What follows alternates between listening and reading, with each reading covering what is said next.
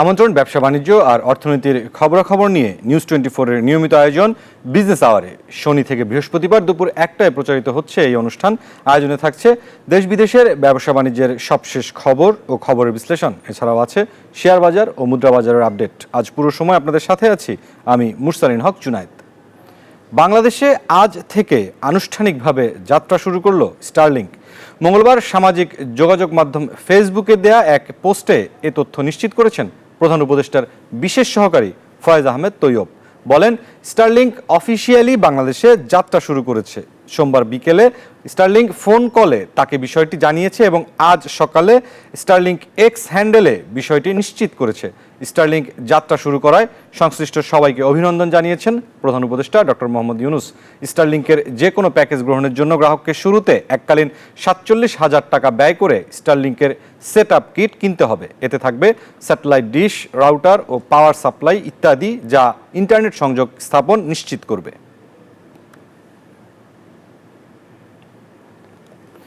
পাচার হওয়া ও দেশে অবৈধভাবে গড়ে তোলা প্রায় 1,30,000 কোটি টাকার সম্পদ জব্দ করেছে অন্তর্বর্তী সরকার। অর্থ ফিরিয়ে আনার বিষয়ে উপদেষ্টা পরিষদের বৈঠক শেষে এ তথ্য জানান প্রেস সচিব। জানান, লুটের টাকা দরিদ্র জনগোষ্ঠীর জন্য ব্যবহার করতে ফান্ড গঠন করা হবে। বাংলাদেশ ব্যাংকের গভর্নর বলেছেন, ব্যাংকের পাচার করা অর্থ দুর্বল ব্যাংকে এবং বাকি পাচারের টাকা দরিদ্র ও জনকল্যাণে খরচ করবে সরকার। জুলাই অভ্যুত্থানে পতিত সরকার বিগত 15 বছরে দেশে চালায় লুটপাটের মহোৎসব। অভিযোগ আছে, কয়েক লাখ কোটি টাকা পাচার করে বিদেশে গড়ে তুলেছে সম্পদের পাহাড়। পতিত শেখ হাসিনার সরকার ও তার সহযোগীদের পাচার ও আত্মসাৎ করা অর্থ ফিরিয়ে আনতে কাজ করে যাচ্ছে অন্তর্বর্তী সরকার। এখন পর্যন্ত যেসব অর্থ ও শেয়ার জব্দ করা হয়েছে সেগুলো নিয়ে তহবিল করার সিদ্ধান্ত নিয়েছে বর্তমান সরকার। সোমবার উপদেষ্টা পরিষদের বৈঠকে এই সিদ্ধান্ত নেওয়া হয়। পরে সংবাদ সম্মেলনে জব্দ করা অর্থের পরিমাণ সম্পর্কে জানান প্রেস সচিব। এই অ্যাটাচমেন্ট আমরা যেটা বললাম 1,30,758.7 ও 7 কোটি টাকা এবং $1 মিলিয়ন, আর বিদেশে হচ্ছে 164। এটা হচ্ছে অ্যাটাচমেন্ট।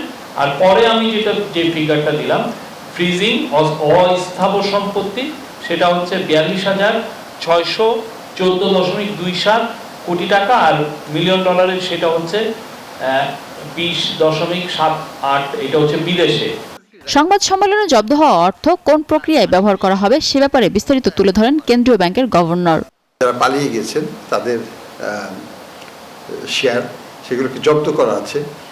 এগুলোকে কিভাবে আমরা জনহিতকর কার্যে ডিপোজিটরদেরকে আবার ব্যাংকগুলোকে ক্ষতিপূরণ দিয়ে ডিপোজিটরের স্বার্থ রক্ষা করা যায় সেই ব্যাপারে এক ফান্ড গঠন করে এই ফান্ডগুলোকে বা এই শেয়ারের যে লব্ধ অর্থ সেগুলোকে সেখানে ট্রান্সফার করে আমরা কিভাবে সেটাকে ম্যানেজ করব সে বিষয়ে আলোচনা হয়েছে। যেসব দেশে অর্থ পাচার হয়েছে তারা সাহায্যে আগ্রহ দেখিয়েছে বলে জানান গভর্নর। অর্থ পাচার প্রমাণিত হলে সিঙ্গাপুর, দুবাই সহ বেশ কিছু দেশ অভিযুক্তদের নাগরিকত্ব বাতিল করবে বলেও জানান তিনি। বিদেশি প্রতিষ্ঠানগুলোর সাথে যোগাযোগ। মিনা ফেরদাউস, নিউজ 24, ঢাকা। দর্শক, এবার আমাদের নিয়মিত আয়োজন সংবাদ বিশ্লেষণের পালা। আজকের সংবাদ বিশ্লেষণের বিষয়, ফিরছে লোপাট অর্থ সম্পদ, পাবে দুর্বল ব্যাংক ও দরিদ্ররা। আজ অতিথি হিসেবে আমাদের সাথে যুক্ত হচ্ছেন অর্থনীতিবিদ ডক্টর মাহফুজ কবির। জনাব মাহফুজ কবির, আপনাকে স্বাগত জানাচ্ছি আজকের বিজনেস আওয়ারে। আমরা প্রতিবেদনটি দেখলাম জনাব মাহফুজ কবির।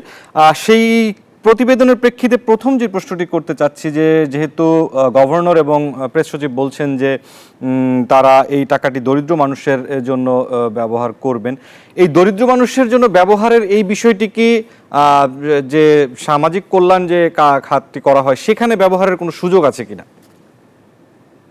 হ্যাঁ, অবশ্যই আছে।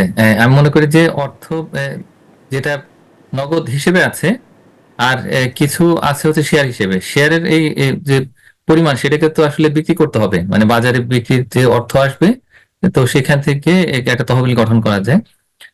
আসলে সামাজিক নিরাপত্তা কর্মসূচি সেটা একটা উপায়, কিন্তু এইটা অনেকটা রিকারেন্টের মতো, মানে আমরা টাকা দিয়ে দিলাম একবারে চলে গেল। কিন্তু সবচেয়ে ভালো হয় যদি এই যারা তরুণ উদ্যোক্তা, যারা নারী উদ্যোক্তা বা একেবারে যারা প্রান্তিক পর্যায়ে হয়তো দরিদ্র নারী রয়েছেন বা সাধারণ মানুষ আছেন, তো তারা যাতে কোনো একটা ব্যবসা বাণিজ্য করে ছোট ছোট উদ্যোগ সেটাকে সেখানে অর্থায়নের জন্য যদি সুযোগ তৈরি করা যায়, তাহলে আমি মনে করি যে সেটার বড় সোশ্যাল রিটার্ন আরো বেশি হবে। বিশেষ করে এই মুহূর্তে কিন্তু বেকারত্ব একটা বড় সমস্যা, এবং বিবিএস এর যে লাস্ট সার্ভে রয়েছে, তো সেখানে দেখা গেছে যে গত বছরের শেষ ত্রৈমাসিকে আহ, কয়েক লক্ষ মানুষ আসলে নতুন করে বেকার হয়ে গেছে। আবার এই বছর যে বিশ্ব ব্যাংক বলছে যে নতুন করে হয়তো 30 লক্ষ মানুষ দারিদ্র্য সীমার নিচে চলে যাবে। তো এই যে আশঙ্কার মধ্যে দিয়ে আমরা যাচ্ছি, এবং এই মুহূর্তে আসলে সরকারের বড় একটা টার্গেট হলো যে সোশ্যাল প্রোটেকশনের আওতা বাড়ানো। তো আমি মনে করি যে একই সঙ্গে সামাজিক নিরাপত্তাও বাড়ানো যায়, তো সেটার জন্য কিছু অর্থ রাখা যায়, এবং এর পাশাপাশি উদ্যোক্তা তৈরির জন্য কিছু যদি তহবিল রাখা যায়, এসএমইর জন্য যদি কিছু তহবিল রাখা যায়, এইভাবে করে কিন্তু এই সোশ্যাল রিটার্নের জন্য বা ইকোনমিক রিটার্ন যাতে ভালো হয় সেই জন্য কিছু অর্থ খরচ করার সুযোগ থাকে। তো এইভাবে করে আসলে ভালো কাজে যদি অর্থ ব্যয় করা যায়, আমি মনে করি সেটার অর্থনৈতিক সুফল আসবে। তার কারণ এই যে বিভিন্নভাবে অর্থ পাচার করে বা ব্যাংক থেকে লুটপাট করা যে অর্থ, এটার মাধ্যমে কিন্তু আসলে অর্থনীতির অনেক বড় ক্ষতি হয়ে গেছে।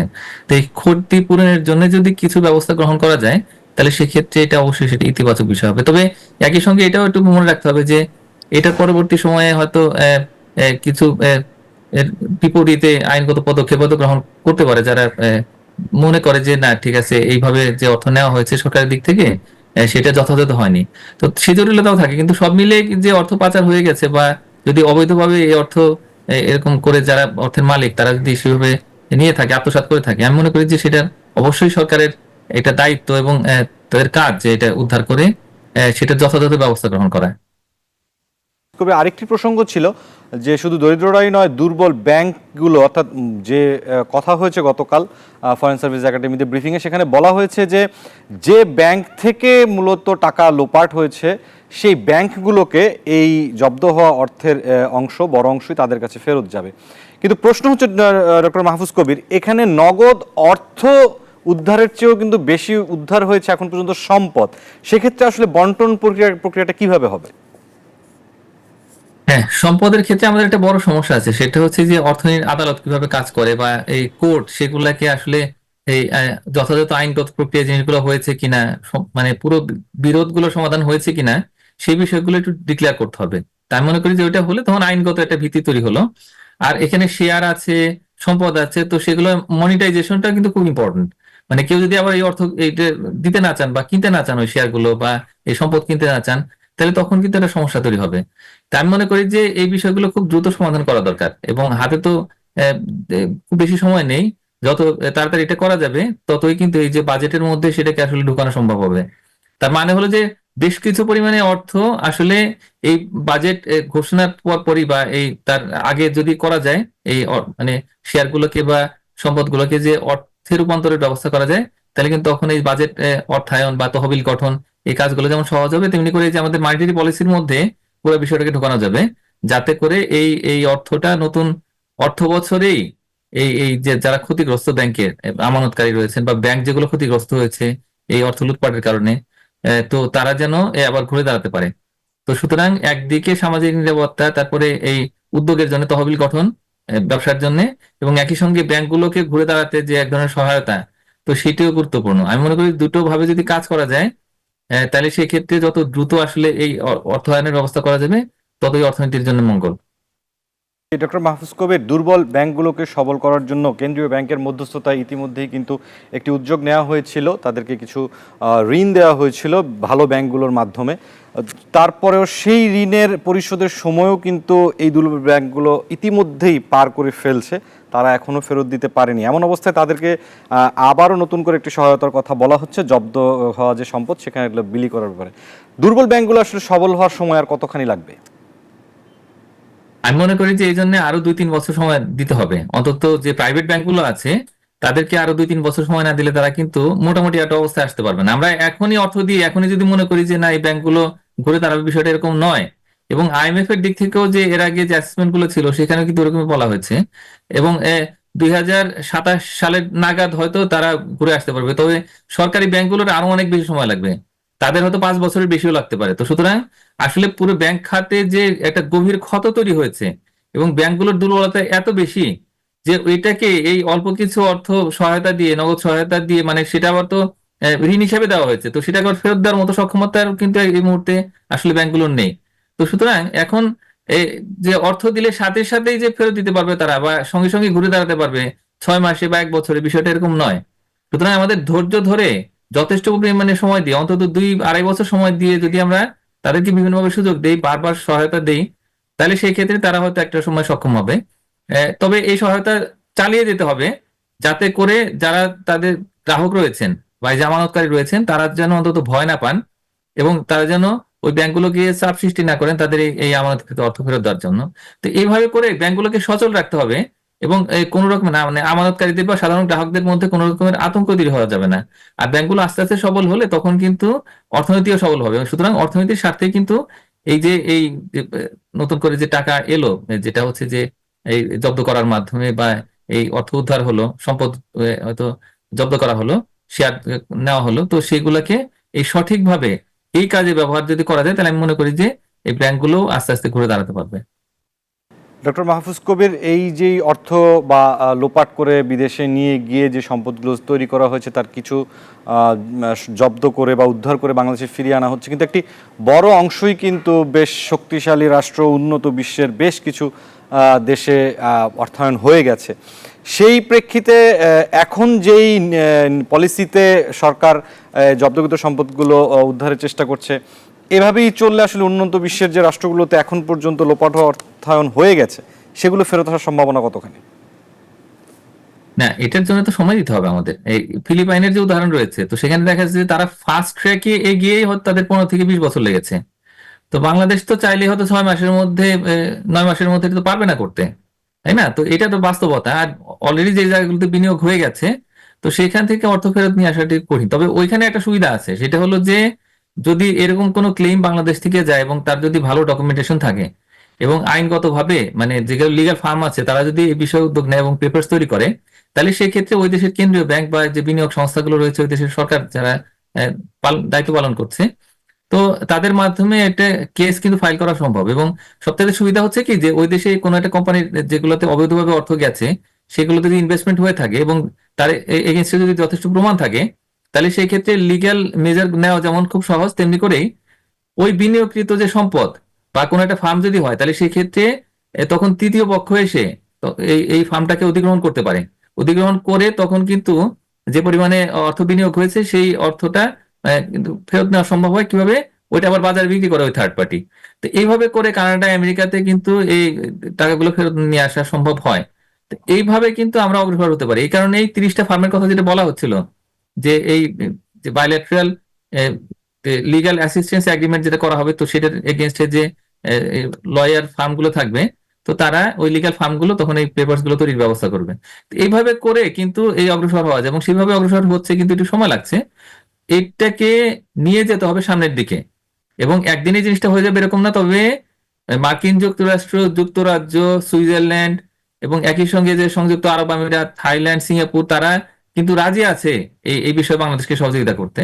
তো এটা একটু সময় লাগলেও আমি মনে করি যে এই যাতে যদি আমরা লেগে থাকি, তাহলে এই হয়তো সমস্ত অর্থ ফেরত নিয়ে আসা যাবে না, কিন্তু উল্লেখযোগ্য পরিমাণে অর্থ ওই দেশগুলো থেকে ফিরে নিয়ে আসা যাবে। তার কারণ প্রত্যেকটা দেশে এরকম কিছু সেফগার্ড থাকে, গ্যারান্টি ক্লজ থাকে ইনভেস্টমেন্টের, যেটাতে কিন্তু এই অর্থের উৎস অবৈধভাবে অর্থায়ন করা হলো কিনা, এই পাচার করা অর্থ দিয়ে আসলে বিনিয়োগ হলো কিনা, তো সেই বিষয়গুলো কিন্তু দেখে। তো সেইভাবেই আসলে আমাদের উদ্যোগ নিতে হবে, এবং আইনগত ভাবে যদি আমরা ভালোভাবে প্রিপেয়ার্ড হয়ে যাই, তাহলে সেক্ষেত্রে আমি মনে করি যে এই অর্থ ফেরত নিয়ে আসা সম্ভব। একটু ভিন্ন প্রসঙ্গে যেতে চাই। ডলারের যেই দর, সেটি বাজার ব্যবস্থার উপর ছেড়ে দেওয়ার পর বেশ কিছুদিন কেটে গেছে। এখন পর্যন্ত ব্যাংকগুলোতে আমাদের কাছে যে তথ্য রয়েছে, ব্যাংকগুলোতে পূর্বের যে কলিং পেগের যেই দর ছিল 122 টাকা, 122 টাকা, এর মধ্যে এখন পর্যন্ত কেনাবেচা হচ্ছে। কিন্তু আমাদের সহকর্মীরা যেটি জানিয়েছেন যে মানি এক্সচেঞ্জগুলো, অর্থাৎ খোলা বাজারে ডলারের কিন্তু সংকট এরই মধ্যে তৈরি হয়ে গেছে। এটি কি বাজারের উপর দাম ছেড়ে দেওয়ার কোনো ফল?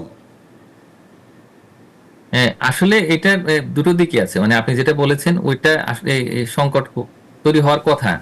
কারণ হচ্ছে কি, যে এখন যেহেতু বাজার ভিত্তিক বিনিময় হারের সিদ্ধান্ত গ্রহণ করছে কেন্দ্রীয় ব্যাংক, তার মানে হলো যে আমাদের সবচেয়ে যেটা ফার্স্ট আউটলেট সেটা হলো এই মানি এক্সচেঞ্জ গুলো। হ্যাঁ, তো এবং তারা যেহেতু প্রতিদিন কেনা বেচা গুলো করে খোলা বাজারে অর্থ, তো সুতরাং এই বৈদেশিক মুদ্রার এখানে কিছুটা সংকট হবে। আর ইনফ্লো আমাদের ভালো হয়েছে, এটা ঠিক যে ভালো আকারে রেমিটেন্স আসছে, এবং আমাদের যে রপ্তানি আয় সেটাও মোটামুটি সন্তোষজনক।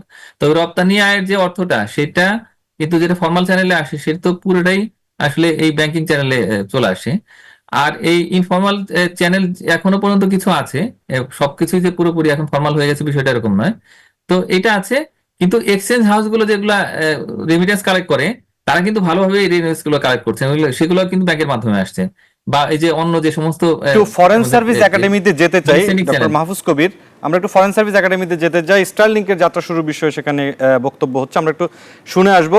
আপনি থাকবেন আমাদের সাথে। দর্শক, দেশে আনুষ্ঠানিকভাবে কার্যক্রম চালু করেছে আন্তর্জাতিক স্যাটেলাইট ইন্টারনেট সেবাদাতা প্রতিষ্ঠান স্টারলিংক। এই বিষয়ে ফরেন সার্ভিস একাডেমিতে ব্রিফিং চলছে, আমরা সরাসরি চলে যাচ্ছি সেখানে। একটা সেট এনাফ।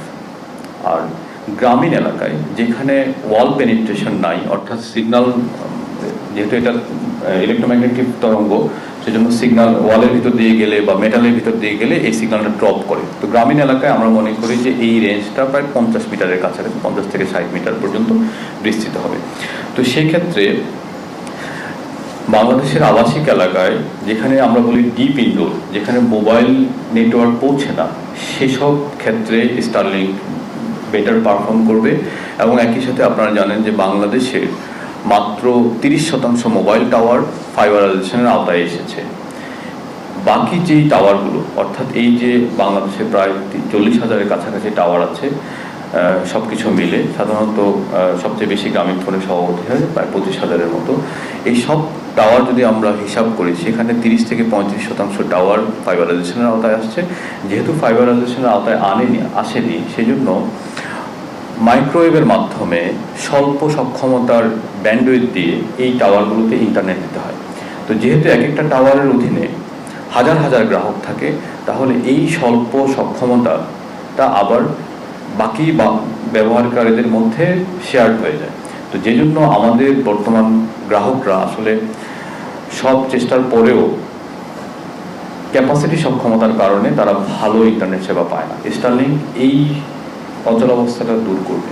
একটা স্টারলিংক ডিভাইস যদি মাননীয় প্রধান উপদেষ্টার বাসায় রাখা হয় এবং একই সাথে যদি খাগড়াছড়ির কোনো একটা গ্রামে রাখা হয়, দুইজন গ্রাহক একই সেবা পাবে এবং স্টারলিংকের মাধ্যমে কোনো ধরনের ব্যান্ডউইথ ডিসক্রিমিনেশন করার সুযোগ নেই। তো তার মানে আমরা বলছি গ্রামীণ হাট বাজারে কিংবা শহরে কন্ডোমিনিয়াম বা অ্যাপার্টমেন্টে এটা ব্যবহার করা যাবে এবং ব্যক্তি চাইলে এটা শেয়ার করতে পারবে। তবে আমরা এখানে যেটা রেখেছি, আমাদের আইএসপি সহ যারা আমাদের লোকাল ইন্টারনেট প্রোভাইডার আছে, তাদেরকে সুরক্ষা দেওয়ার জন্য আমরা এই ডিভাইসটার উপরে মোবিলিটি সুযোগ দেই নেই। অর্থাৎ আপনি যদি স্টারলিংকের রাউটার থেকে কেবল কানেক্ট করে কিছু দূর নিয়ে আবার স্টারলিংক থেকে ওয়াইফাই, একটা রাউটার থেকে ওয়াইফাই সেবা দেন, সেটা দিতে পারবেন। কিন্তু এই ডিভাইসটা সেলের উপরে আপনি মোবিলিটির সুযোগটা আমরা দিই না। এটার মাধ্যমে আমরা আইএসপিদেরকে প্রোটেক্ট করছি। স্টারলিংক কি উদ্যোক্তা বান্ধব? তা আমরা বলছি অবশ্যই উদ্যোক্তা বান্ধব। স্টারলিংকের যে ইনিশিয়াল সেট আপটা আছে সেটা 47,000 টাকা, শুনতে অনেক বেশি খরচ। আপনারা যারা এখানে আছেন, আপনাদের সবার যে মোবাইল ডিভাইসটা আছে সেটার দামও একই দাম। এখন যদি স্টারলিংকটা কোনো উদ্যোক্তা কিনে, তাহলে উনি চাইলে মাইক্রো ক্রেডিট বা অন্য কোনো ফর্ম থেকে নিজে ফাইন্যান্সিং সোর্স করতে পারবেন, কিংবা উনি নিজে একটা সময়ের ভিত্তিতে বন্ধু বান্ধব কয়েকটা গ্রামের কয়েকটা হাটের দোকানপাটে ওনারা চাইলে কয়েকজন মিলে এটা করতে পারবেন। যেহেতু এখানে হাই স্পিড আছে, অর্থাৎ 300 Mbps আছে, একজন ব্যক্তির দৈনন্দিন জীবনের কাজ করতে বা ইন্টারনেট ব্যবহার করতে 300 Mbps এর প্রয়োজন নেই। সুতরাং উনি সহজতভাবে এটা শেয়ার করতে পারবে। তো সেদিক থেকে আমরা মনে করি শুধু উদ্যোক্তাই তৈরি হবে না, বরং কোওয়ার্কিং ফ্যাসিলিটি তৈরি হবে। ধরুন একটি গ্রামে কিংবা একটি মফস্বল শহরে যদি কয়েকজন ফ্রিল্যান্সার থাকেন, তাহলে তারা মিলে একটা ইনফর্মাল অফিস ওয়ার্ক তৈরি করতে পারবেন। সেই অফিসে তারা এই স্টারলিংকটা দিয়ে তারা এটা শেয়ারডভাবে সবাই ব্যবহার করতে পারবে। একই ঘটনা ঘটবে অফিসের ক্ষেত্রে। মফস্বল শহর কিংবা জেলা শহরের ক্ষেত্রে যেহেতু আমাদের অ্যাক্সেস টু ইন্টারনেট লিমিটেড, কিংবা বিদ্যুৎ চলে গেলে আইএসপি ইন্টারনেট বন্ধ হয়ে যায়, কিংবা ব্যাটারি ব্যাকআপ চলে গেলে।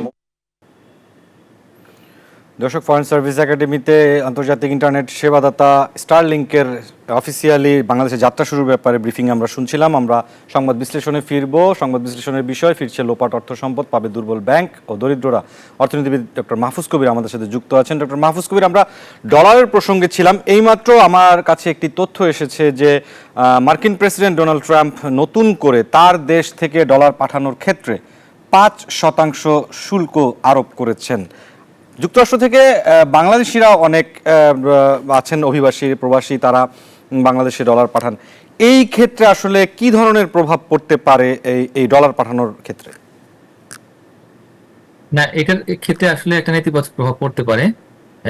তার কারণ হচ্ছে কি যে মার্কিন যুক্তরাষ্ট্র থেকে কিন্তু বিপুল পরিমাণে রেমিটেন্স পাঠানো হচ্ছে ইদানিং, এবং গত কয়েক বছর আমরা দেখতে পেয়েছি যে মার্কিন যুক্তরাষ্ট্র আসলে এই ডলার পাঠানোর ক্ষেত্রে বা রেমিটেন্স পাঠানোর ক্ষেত্রে 1 নাম্বার দেশ হিসেবে আসছে।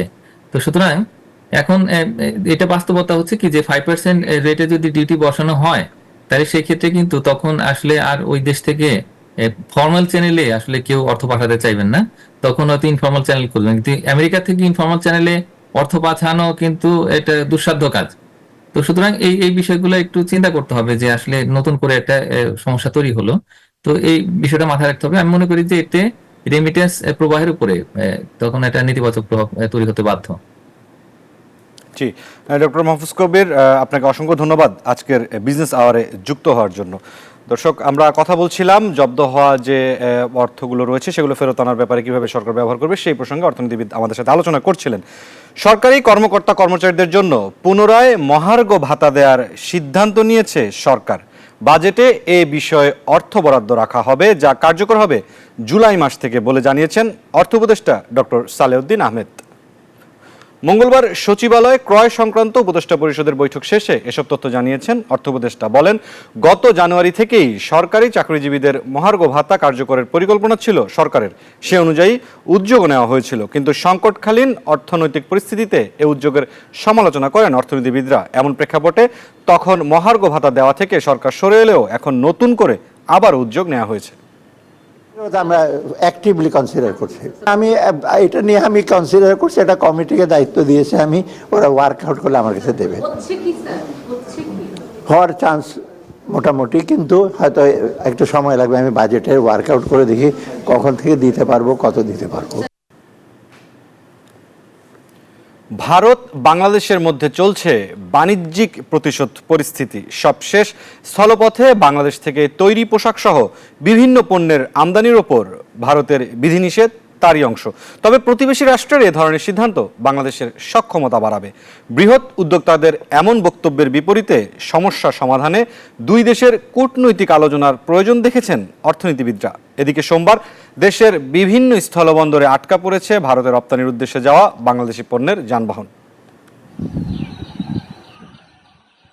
ভারতের সঙ্গে বাণিজ্যে বাংলাদেশের জন্য স্থলপথই সবচেয়ে সুবিধাজনক। গত অর্থ বছরে বাংলাদেশ থেকে ভারতে মোট রপ্তানির ৮১%ই স্থলবন্দর দিয়ে, কিন্তু হঠাৎ স্থলপথে বাংলাদেশ থেকে তৈরি পোশাক সহ বিভিন্ন পণ্যের আমদানির ওপর ভারতের বিধিনিষেধ। ফলাফল, নেতিবাচক প্রভাব দেশের স্থলবন্দরগুলোতে। সোমবার দেশের প্রধান স্থলবন্দরগুলোতে রপ্তানির অপেক্ষায় থাকা পণ্যবাহী যানবাহনগুলো প্রবেশ করতে পারেনি ভারতে। এর মধ্যে যশোরের বেনাপোলে ৩৬ ট্রাক তৈরি পোশাক ও লালমনিরহাটের বুড়িমারিতে ২০ ট্রাক খাদ্যপণ্য আটকা পড়েছে। এই সমস্ত পণ্য যদি সমুদ্র পথে রপ্তানি হয় তাহলে খরচ অনেক। আমরা কর্মজীবী লিভার এর শ্রমিক রয়েছে, এদের আমাদের খুব কষ্টকর হয়ে যাচ্ছে। দুই দেশের বাণিজ্য অনুপাতে বড় পার্থক্য। ২০২৩-২৪ অর্থ বছরে ভারতে বাংলাদেশের রপ্তানির পরিমাণ মাত্র $১৫৭ কোটি, বিপরীতে ভারত থেকে আমদানির পরিমাণ $৯০০ কোটি। জুলাই আগস্টে পট পরিবর্তনে বৃহৎ প্রতিবেশীর সাথে চলছে অস্বস্তিকর পরিস্থিতি, যার দৃশ্যমান প্রভাব পড়ছে দ্বিপাক্ষিক বাণিজ্যে। মার্চ এপ্রিলে ভারত থেকে সুতা আমদানি বন্ধে উদ্যোগ নেয় বাংলাদেশ। বিপরীতে এপ্রিলেই বাংলাদেশের জন্য ট্রান্সশিপমেন্ট বাতিল এবং সবশেষ স্থলবন্দর দিয়ে কিছু পণ্য আমদানিতে ভারতের নিষেধাজ্ঞা। বিকল্প হিসেবে পোশাক রপ্তানি আমরা সিতে শিপ করতে পারবো, কিন্তু অন্যরা বেশি ক্ষতিগ্রস্ত হবে এটার জন্য। এবং এটা আমি মনে করি রেসিপ্রোকাল। আমরা প্রথমে ঢিল মারছি ওই জায়গায়, এখন পাল্টা ঢিল খেতে হচ্ছে। সাম্প্রতিককালে দুই দেশের একটা রেসিপ্রোকাল বিষয় দাঁড়িয়েছে যে তারা আমাদের ট্রান্সশিপমেন্ট দিবে না, আবার আমরা তাদেরকে ট্রান্সশিপমেন্ট দিচ্ছি না। এতে কে লাভবান হবে? আমি তো মনে করি বাংলাদেশি লাভবান হবে। চলমান সংকট উত্তরণে তাই দ্রুত কূটনৈতিক আলোচনা শুরুর পরামর্শ অর্থনীতিবিদদের। বাণিজ্য চলাচল করলে সেটা একটা অর্থনৈতিক সম্পর্ক এবং রাজনৈতিক সম্পর্ক, তারপরে হলো ডিপ্লোম্যাটিক সম্পর্ক, হ্যাঁ, এইগুলো থাকে। তো এখানে তো একটা সিগন্যাল দেওয়া হচ্ছে যে তা কোনো কারণে অসন্তুষ্ট কিংবা, কিন্তু এটা আমাদেরকে আলোচনার মাধ্যমে ঠিক করতে হবে। ভারতের নিষেধাজ্ঞা অনুযায়ী তৈরি পোশাক রপ্তানির ক্ষেত্রে বাংলাদেশের জন্য দেশটির 2টি সমুদ্র পথ খোলা রাখা হয়েছে। মুরসালিন হক জুনায়েদ, নিউজ 24, ঢাকা। ভারতের আমদানি বিধিনিষেধের কারণে 3 দিন ধরে বুড়িমারী স্থলবন্দরে আটকে গেছে সুতা তুলার পণ্যবাহী 15টি ট্রাক। ভারতের নিষেধাজ্ঞা কারণে বুড়িমারী স্থলবন্দরের শ্রমিক ও ট্রাক চালকরা ক্ষতির মুখে পড়েছেন। ঢাকা সহ বিভিন্ন জেলা থেকে আসা ট্রাকগুলো না আসায় স্থানীয় দোকানদাররাও ক্ষতিগ্রস্ত হচ্ছেন। স্থলবন্দর দিয়ে শুধুমাত্র গার্মেন্টসের কাটা কাপড় ও নেট বুড়িমারী স্থলবন্দর দিয়ে ভারতে রপ্তানি হচ্ছে।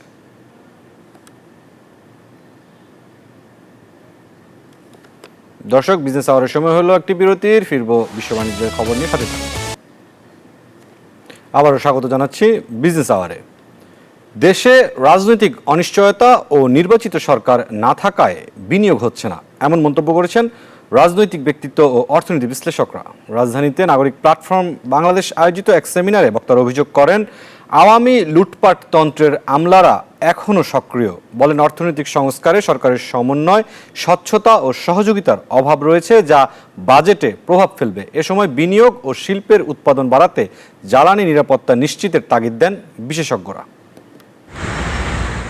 রাজস্ব আদায়ের বড় লক্ষ্যমাত্রা সামনে রেখে আসছে 2025-26 অর্থ বছরের নতুন বাজেট। আশা করা হচ্ছে এবারের বাজেট হবে কল্যাণমুখী ও সমতা ভিত্তিক, যেখানে অর্থনৈতিক স্বচ্ছতা এবং বিনিয়োগ ও ব্যবসার উপযোগী পরিবেশ তৈরি করাই অন্তর্বর্তী সরকারের প্রধান চ্যালেঞ্জ।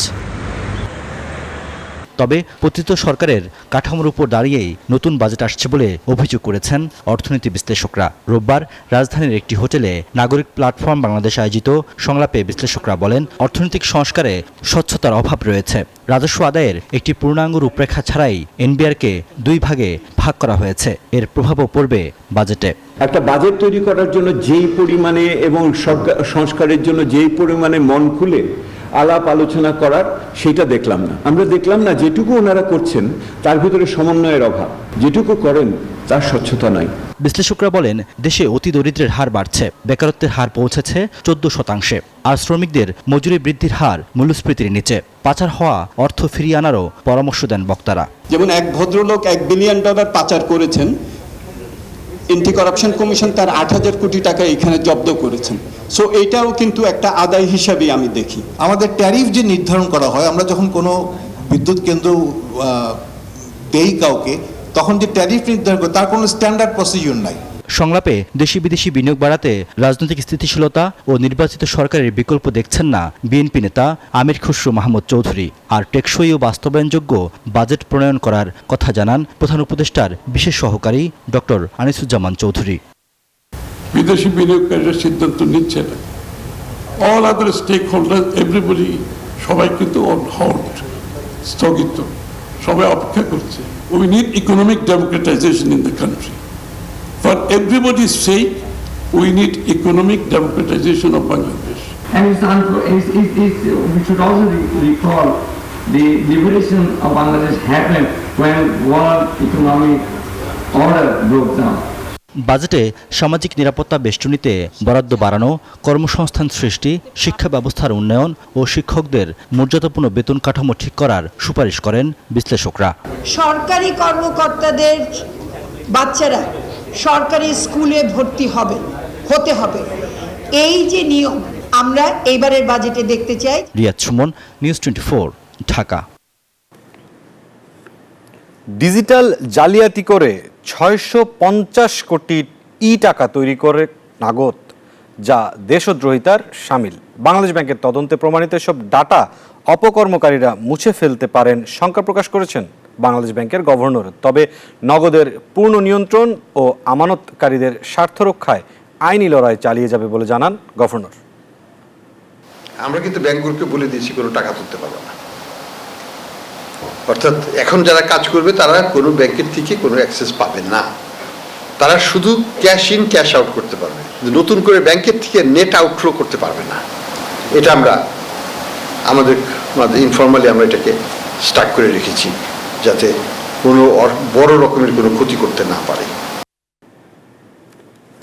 স্বয়ংক্রিয়ভাবে ইস্যুকৃত সার্টিফিকেট, লাইসেন্স ও পারমিট এর সংখ্যা 3 লক্ষের মাইল ফলক অতিক্রম করেছে। সোমবার জাতীয় রাজস্ব বোর্ড এনবিআর এর এক প্রেস বিজ্ঞপ্তিতে এ তথ্য জানানো হয়। প্রেস বিজ্ঞপ্তিতে বলা হয়, সরকারি কাজের স্বচ্ছতা ও জবাবদিহিতা নিশ্চিত করা, আমদানি রপ্তানির ক্ষেত্রে সময় ও ব্যয় কমানো এবং দেশি বিদেশি ব্যবসায়ীদের মধ্যে আস্থা সৃষ্টিতে কাজ করছে Bangladesh single window system BSW।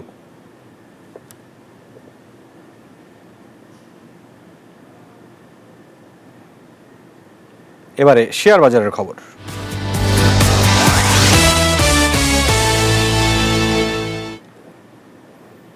দর্শক, প্রতিদিনের মতোই আমরা ঢাকা স্টক এক্সচেঞ্জের ওয়েবসাইটের মাধ্যমে জেনে নিতে চাই এই মুহূর্তে শেয়ার বাজারের কি পরিস্থিতি রয়েছে। দর্শক, আমরা দেখতে পাচ্ছি DSEX ইন্ডেক্স নিম্নমুখী প্রবণতায় রয়েছে।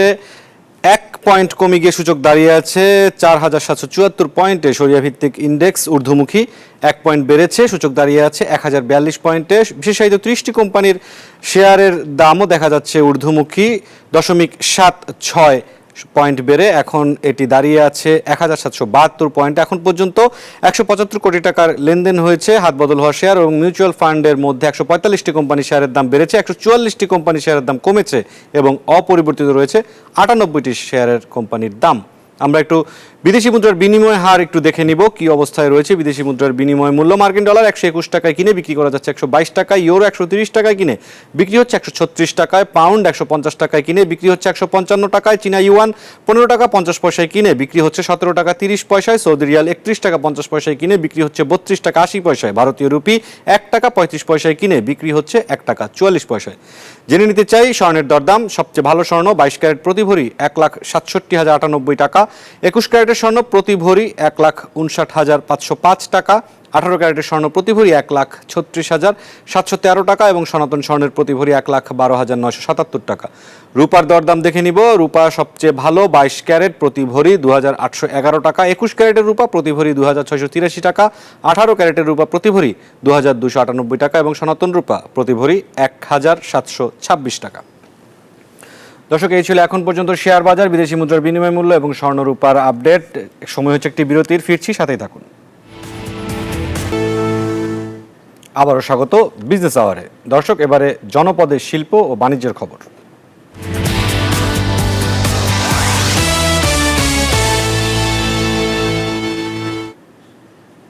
জাতীয় রাজস্ব বোর্ড এনবিআর বিলুপ্ত করে প্রণীত রাজস্ব অধ্যাদেশ বাতিলের কলম বিরতি সাময়িক সময়ের জন্য স্থগিত করেছেন বেনাপোল কাস্টমস হাউসের কর্মকর্তা কর্মচারীরা। সকাল থেকে কাস্টমস হাউসের নিয়মিত কার্যক্রমে অংশ নিয়েছেন কাস্টমস, ভ্যাট ও ট্যাক্স বিভাগের বিভিন্ন দপ্তরের কর্মকর্তা কর্মচারীরা। আন্দোলনকারীরা জানিয়েছেন, বিকাল 3:30টায় ঢাকায় অর্থ উপদেষ্টা সহ উপদেষ্টা মণ্ডলীর সদস্যদের সাথে এনবিআর সংস্কার ঐক্য পরিষদের আলোচনার কথা রয়েছে। সভার সিদ্ধান্তের ওপর পরবর্তী করণীয় সম্পর্কে জানাবেন ঐক্য পরিষদের নেতৃবৃন্দ। তত সময় স্বাভাবিক কাজকর্ম করবেন কাস্টমস হাউসের কর্মকর্তা কর্মচারীরা।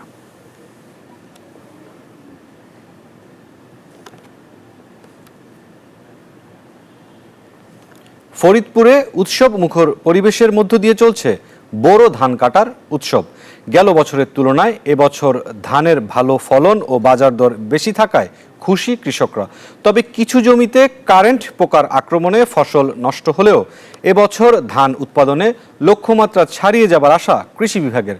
খায়রুজ্জামান সোহাগের তথ্য ও ছবিতে ডেস্ক রিপোর্ট। দিগন্ত মাঠ জুড়ে এখন বোরো ধানের সোনালী শীষ বাতাসে দোল খাচ্ছে। ইতিমধ্যে উন্নত নানা জাতের পাকা ধান কাটায় ব্যস্ত সময় পার করছেন কৃষকরা। কাঁধে কাঁধ মিলিয়ে কৃষানীরাও ধান মাড়াইয়ের কাজে ব্যস্ত। এবছর কোনো প্রাকৃতিক দুর্যোগ না থাকায় বোরো ধানের ভালো ফলন ও বাজার দর বেশি থাকায় খুশি কৃষক। গেলবার 1 বিঘায় 25 থেকে 26 মণ ধান পাইছিলাম, তো এবার আশা করতেছি 1 বিঘায় 28 থেকে 30 মণ ধান পাবো। এবার ধানের ফলনটা অনেক ভালো, ধানের দামটাও বাজার অনেক ভালো। এই বছর ধানের দামে আমরা খুব খুশি। এরকম ধানের দাম থাকলে আমরা সামনেবার অনেক বেশি ধান আবাদ করতে পারবো। তবে কিছু জমিতে কারেন্ট পোকার আক্রমণে বোরো ধানের ফলন কম হওয়ায় উৎপাদন খরচ তোলার দুশ্চিন্তায় ক্ষতিগ্রস্ত কৃষকরা। শীষ কাটতেছে, মাঝে কাটছে, যা কোনো রকম শীষ কাটার রোগটাই ফিরাইতে পারলাম না ওর কোনো ওষুধ দিয়া। কারেন্ট পোকে ধান কাটে ফেলাইছে, ঋণ করে ধান লাগাইছি, চকে চক ধান কাটছে, ঋণের টাকা শোধ কিভাবে করব? আগে 25-30 মণ ধান পাইছি, এই বছর 8-10 মণ ধান পাবো কি সন্দেহ। কিছু জমিতে কারেন্ট পোকার আক্রমণে ফসল নষ্ট হলেও এবছর ধান উৎপাদনের লক্ষ্যমাত্রা ছাড়িয়ে যাবার আশা কৃষি বিভাগের।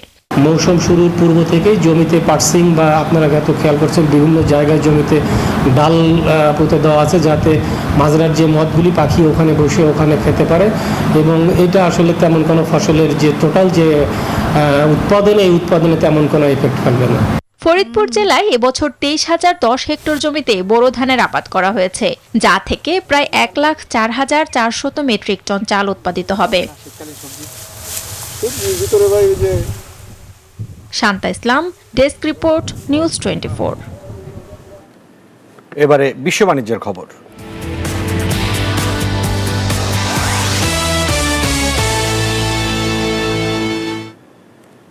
ব্রেক্সিটের দীর্ঘদিন পর নতুন চুক্তিতে পৌঁছালো ইউরোপীয় ইউনিয়ন ও যুক্তরাজ্য। লন্ডনে সোমবার ইউকের শীর্ষ সম্মেলনে নিরাপত্তা ও মৎস্য সম্পদ এবং যুব গতিশীলতা নিয়ে একটি চুক্তিতে পৌঁছায়।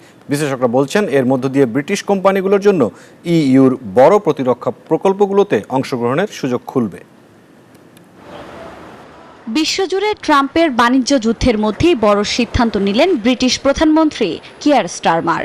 ইউ থেকে বেরিয়ে যাওয়ার দীর্ঘদিন পর সম্পর্ক পুনরুস্থাপন করল দেশটি। স্থানীয় সময় সোমবার লন্ডনে বৈঠকে বসেন ব্রিটিশ প্রধানমন্ত্রী কিয়ার স্টারমার, ইউ প্রধান উর্সুলা ফন ডের লেইন সহ আরও অনেকে। এ সময় ইউরোপের নিরাপত্তা জোরদারের পাশাপাশি ব্রিটেনের অর্থনৈতিক প্রবৃদ্ধি নিয়ে চলে আলোচনা, যেখানে ইউর সঙ্গে প্রতিরক্ষা সহায়তা বৃদ্ধি এবং বাণিজ্য ক্ষেত্রে কিছু বিধিনিষেধ শিথিলের সিদ্ধান্ত নিয়েছে স্টারমার সরকার। বিশ্লেষকদের মতে এ চুক্তির মধ্য দিয়ে প্রতিরক্ষা, নিরাপত্তা, মৎস্য চাষ সহ নানা বিষয়ে ব্রিটিশ কোম্পানিগুলোর জন্য ইউর বড় প্রতিরক্ষা প্রকল্পগুলোতে অংশগ্রহণের সুযোগ উন্মুক্ত করবে। এদিকে এ চুক্তির পরপরই ইউকে নিজেদের বন্ধু বলে জানান ব্রিটিশ অর্থমন্ত্রী র্যাচেল রিভস। আমাদের সবচেয়ে বড় বাণিজ্যিক অংশীদার হলো আমাদের বন্ধু। ইউরোপীয় ইউনিয়নে আমাদের মিত্র। তবে কয়েক সপ্তাহ আগে আমরা ভারত এবং যুক্তরাষ্ট্রের সাথে সত্যি যুগান্তকারী বাণিজ্য চুক্তি স্বাক্ষর করেছি। মার্কিন প্রেসিডেন্ট ডোনাল্ড ট্রাম্পের দেখানো পথ ধরেই ইউর সঙ্গে ব্রিটেন সম্পর্ক পুনরুস্থাপনের উদ্যোগ নিয়েছে বলে মনে করছেন বিশ্লেষকরা। আফরিন মৌ, নিউজ 24। অস্ট্রেলিয়ার রিজার্ভ ব্যাংক তাদের প্রধান সুদের হার 25 বেসিস পয়েন্ট কমিয়ে 3.85% নামিয়ে এনেছে, যা গত 2 বছরের মধ্যে সর্বনিম্ন। রয়টার্সের প্রতিবেদনে বলা হয়, বিশ্ব অর্থনীতির খারাপ পূর্বাভাস ও দেশটির অভ্যন্তরে মূল্যস্ফীতি নিয়ন্ত্রণে আসার কারণে ব্যাংক এই সিদ্ধান্ত নিয়েছে বলে জানিয়েছে। তবে ভবিষ্যতে আরও সুদের হার কমানোর বিষয়ে সতর্ক অবস্থানে রয়েছে তারা। এই ঘোষণার পর অস্ট্রেলিয়ান ডলারের মূল্য কিছুটা কমেছে। কেন্দ্রীয় ব্যাংকের ধারণা, মূল্যস্ফীতি বাড়ার ঝুঁকি এখন আগের চেয়ে কম।